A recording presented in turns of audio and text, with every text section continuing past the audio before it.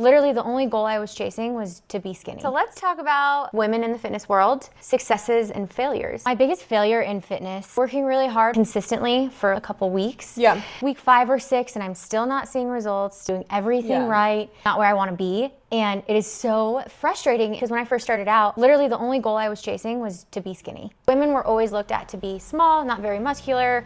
Being a gymnast, I have broad shoulders. So I felt like that was my biggest failure, was not seeing the results as quickly and as soon as I wanted to. It was a setback. It was hard to keep going and push through that because you're like, well, I'm 5-6 weeks in, why don't I just stop? It wasn't until week 10 that I really started to feel a difference and not necessarily be so worried about how I looked. Right. And that's turning point for me was, okay, the goal isn't to be skinny, it's to be strong and feel good and powerful. And I say that as a failure because a lot of people will take that as, if you don't get instant feedback or gratification or see results right away, to be like, I give up. Yeah, and I think that's why a lot of people don't continue on their fitness journey. They set all these goals at the beginning. They're not seeing the results as fast as they want, so they taper off. Yeah. And then they never reach those goals. After I had Junie, it was a huge goal of mine to get back to that pre-baby body and bounce back and see videos of women and they're like, oh, this is what I look like 1 month later. And you're like, how? And everyone's body, again, is so different. Yeah. That maybe she can bounce back within 2 months, but it might take me 6 months. I also want to put out there that we don't need to bounce back. You don't need to get that same body back.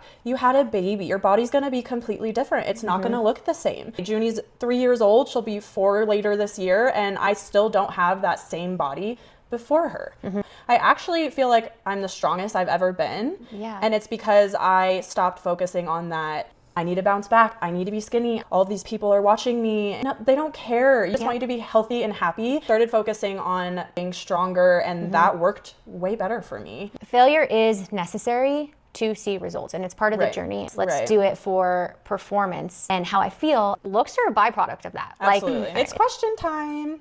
Which vital supplements do you recommend? And can you talk about diet and being in a deficit? Deficit is just basically you are consuming less calories and your output is more. So if you are eating 2,000 calories when you go to the gym, you're burning 2,500 calories. Output, the work that you are doing, is going to be more than you are consuming. For vital supplements, I would say you really need to focus on your macro and your micronutrients. Good supplement for protein would be making a protein shake with whey protein. I do this at the end of the day to hit my protein goal. For your micronutrients, focus on what vitamins you're taking. This will be really important to how you're feeling throughout the day and for your recovery, things like that. Yeah.